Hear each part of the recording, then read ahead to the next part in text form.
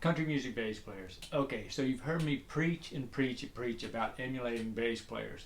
So today I'm going to help you dial that in and give you some of my top 10, in my opinion, the top 10 country bass players out there that'll help you grow and improve your bass playing skills once you emulate these guys. I'll try to give you as much information about these basses because what made them successful was not just their abilities to play bass, it's just how they approach their bass and the whole job as a bassist. So you need to know more about them as a human as opposed to just their bass playing, but you want to emulate their bass playing with their notes and the stuff they targeted. I should probably give this disclaimer and let you know I am not a psych major, maybe a psycho, but not a psych major. Okay, so with that out of the way, let's get on with it. Most of the country music bass players, unfortunately, are session bassists. They didn't tour with these guys. They were just in the studios recording bass lines for the musicians. Most of the country music you hear is pretty much more on the part of the composer, not the songwriter. Most of these songs are written by other songwriters, not done by these, but they are more to the individual performer. You know, the Johnny Cashes, the Merle Haggards, the Willie Nelsons. These guys, those are the guys that people want to see. Most country music stuff is not about the band. Unfortunately, it isn't. There are exceptions to that. There are a lot of the bands, country music bands, that it is about the band. But most of the more traditional country music guys, it's about the musician. You know, about either the singer. Most of the time it's about the singer. Okay, the front man, the singer, Willie Nelson's, the Merle Haggards, it's about them. And most times they could go out on their own. They didn't even need a band backing them. They could go out and perform on their own and get the job done, you know. And that's kind of why they are set apart from the other musicians in the band and stuff like that. So most of the country music stuff is about the session basis, and I've done videos on those as well, so check that out. I'll leave a link here. You can check out some of those session bases I've done. I think top 10, and at the end of this video you'll see I'll leave a playlist of these guys, so check those out as well. But today I'm going to get into the nuts and bolts of the band, the guys that tour, the bassists that tour with these guys. And a lot of the times these singers had guys that they had in their band and they requested them to be in their band. So they were fond of these bassists, these drummers, these guitar players, that they kept them around, you know. And for what reason? Most of the time it's they're good people, you know, they're just good people to be around. And those are the guys that were succeeded as bass players with these top-notch musicians, singers, okay? So that's what I'm going to cover today, not just the session bassists. We're not covering those at all, just the main guys that headline with these musicians, with these singers. I keep saying musicians, but with these singers, okay? So first up is going to be Merle Haggard. So the bassist that played with Merle Haggard the most, and you would see him around on tour with Merle Haggard, is Howard, quote, Jerry Ward, quote, Lowe. Howard Lowe, quote, Jerry Ward. So he was seen a lot. He didn't get any call-outs, which Merle Haggard did that a lot. He did call-outs. Most of the time when it came to the solos, he'd call out the guitar players and the keyboardist, you know, everybody. Most of the time it was guitar players, sax player, trumpet player, what have you. Whoever's with him at that time touring is going to get call-outs. But the bassist didn't get any call-outs. So that's the price you pay being a bassist, laying down that foundation, you know, being the backbone to that whole ensemble. That's the price you pay. So unfortunately, no call-outs for Howard Lowe, Jerry Ward, unfortunately, but a great bassist. His lines you want to learn because, you know, traditional country bassist there, he was the man that handled all of that in Merle Haggard stuff and in country music as a whole. If you're a country bassist, you might not know who he is, but you are familiar with his style of bass playing, and you probably have incorporated some of that in your playing. And if not, you want to incorporate that in your playing because he is definitely a standard traditional country bassist. So definitely follow him. Number two, I've got now this is another one of my favorites is Waylon Jennings. Now, initially in his coming up through the ranks, there was the Wailers, was Paul Foster.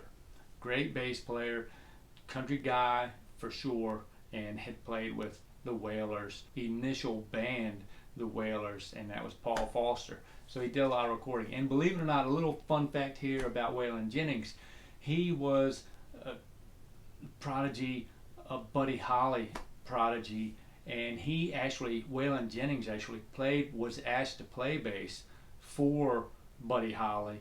The bassist for Waylon Jennings was Paul Foster. So check him out, follow him, do what he did, and make it happen.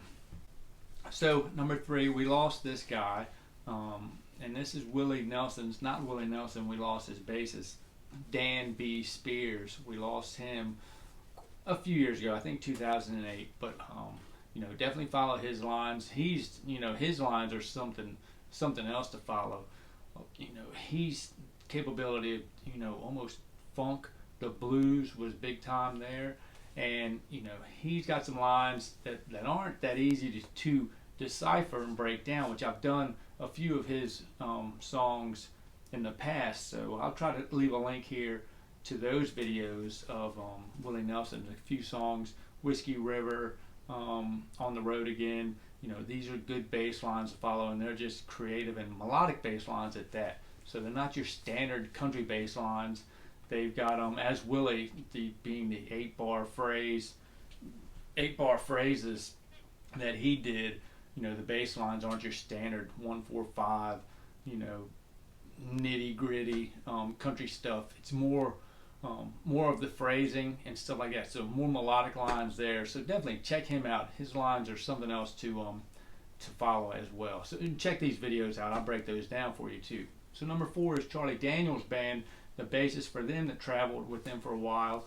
And this guy Charlie Hayward, was to be in that Charlie Daniels Band. That's an ensemble there that's tight, where everybody was on point, and definitely solid musicians all in that band, and the bassist as well. They've done some stuff. The Devil Went Down in Georgia. Just some lines in there that's not your standard country stuff, but it's country music, but they definitely work a little more intricate country music, you could say, because Charlie Daniels was a big blues player, and they definitely knew they borderline some of the jazz styles too. I mean, the Devil Went Down in Georgia, using that Dorian scale in that song, it's kind of unusual, but it fits in perfect, and it's something that's cool. And how they did it was just innovative. So definitely check that out as well. Check them out too. Check him out, Charlie Hayward. His bass lines, like I say, Charlie Daniels Band, good stuff there. So definitely somebody to follow. Now I've got a little extra tidbit here that I'll leave at the end of this video. This bassist in this particular song is pretty cool. You want to follow, just watch it and enjoy it. It's the upright bass, but I'll give his name out in a little bit, so stick around for that. And if you're new here, I'm Don with the Bass Instructor, the How to Play Bass online course at iwanttoPlayBass.com. Jump over there, subscribe, get your free ebook on setting your bass up, everything you need to know to set your bass up the way you like it and the way you need it to work the best for you. And when you're serious about your bass playing, sign up and get well on your way to reaching your bass playing goals. And this is I Want to Play Bass, your YouTube channel, everything bass. Subscribe, get everything you need to know here. All kinds of good tips and just good stuff to know as a bassist. So subscribe, hit that bell, get in the loop, and don't miss a beat.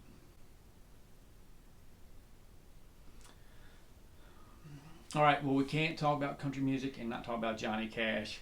Now, his bassist, like I said, he was definitely the front man. Johnny Cash did. He didn't need anybody in that band. He could hold it all on his own, but he didn't. He chose to have these guys that he felt real good with to cover their, to lay down that bottom end, that rhythm section, everything he needed right there. And this is going to be Marshall Grant. Now, if you haven't heard of him, check him out. Great bass player.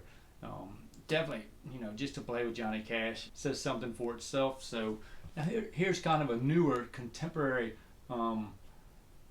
band musician that's been around for a while, but not as long as the Johnny Cashes, the Waylon Jennings, the Merle Haggards, Willie Nelsons. So this is kind of borderline, mid-range contemporary, and that's Brad Paisley. And his basis was definitely, to follow the guitar parts of Brad Paisley, you got to be doing something down on that underlying bottom end there. So, he's definitely somebody to follow as well. Kenny Lewis, check him out. Kenny Lewis, great bassist that can get it done too. All of these guys can get it done without a doubt. I mean, I don't know why I have to say that every bassist, but they definitely do.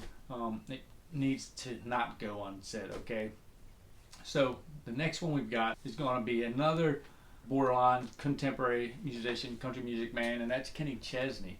And it is Steve Marshall. He did a lot of his recordings in that band. Is stuck with Kenny Chesney, and Kenny Chesney couldn't do it without that band. I mean, he could lay it down, but his music, the music as a whole, has something in itself. It's not just Kenny Chesney up there singing, playing some guitar, comping some chords, and singing the vocals.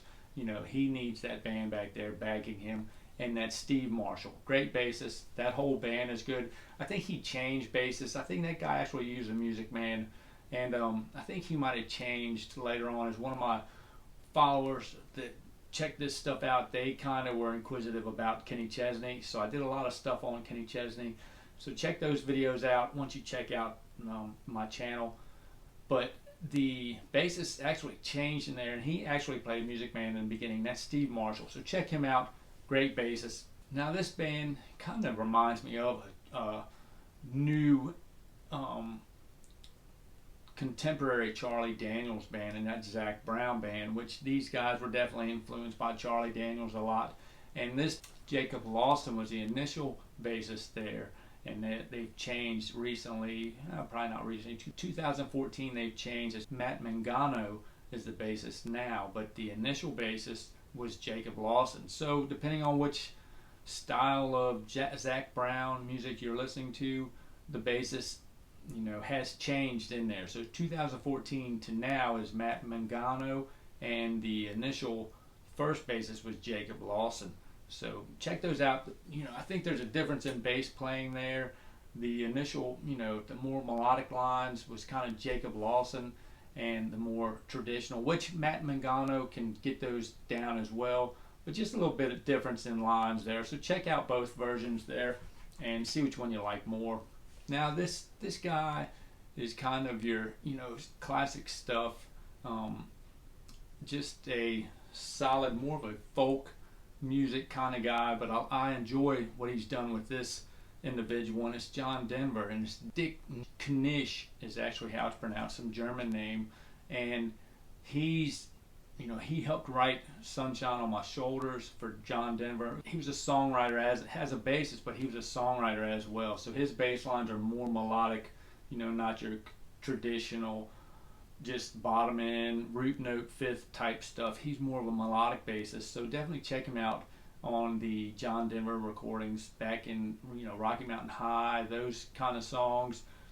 Back in those days, and just good listening stuff. I love listening to those John Denver songs. They're just great. And listen to the bass lines, break those down. They're not too intricate at all, but they're fun to know. Just that style of bass playing is something you want to emulate as well. So it's definitely good stuff there too. So there's, in my opinion, the top 10 country bassists that actually were the bassists. They toured with them. They had, they had something about them as well, because that these singers, these top-notch singers, country music guys, wanted these guys around as well. So they had a positive attitude. They had, you want to surround yourself with those types of people that'll help move you and help keep you being the best you are as well. So you definitely want to put yourself in that surrounding. You don't want to be, you don't want to surround yourself with people that are going to bring you down and stuff like that. You want people that are going to push you to your, push you to be the best you can be. They're not going to let you be lazy. They're going to, the band I'm in now, we've got guys that just, if you make a mistake, they all want to sound good. So they're bringing me to that level, that next level that you want to be in. You don't want to be around people that are just going to bring you down and let you be lazy or just accept secondhand stuff or accept second-rate stuff. You want people that are going to raise you to that level, kind of push you to that level. So, you know, it's not easy. It might get frustrating. It might get rough, or you might want to throw in the towel. But these are the guys that are going to push you and going to bring out the best in you. And that's what you want to surround yourself with, people like that. So check out these videos, these playlists I've got here, some upbeat country music stuff, some blues stuff that you need to know, the foundation of music, kind of all derived from the blues. So definitely follow those, and I'll see you in those videos. So enjoy and see you in those videos. Oh, and I forgot to mention what you're hanging around for, Edgar Meyer. Follow him, check out his stuff. He's a great bass player. He did some upright stuff here. A link, I'll leave it down below here. You can check out this bass line here. I can't remember the name of the song at all, but it's kind of bluegrass type feel, but listen to it, real melodic and enjoyable. So I'll leave that link down here. Thanks for sticking around. See you in this video here coming up.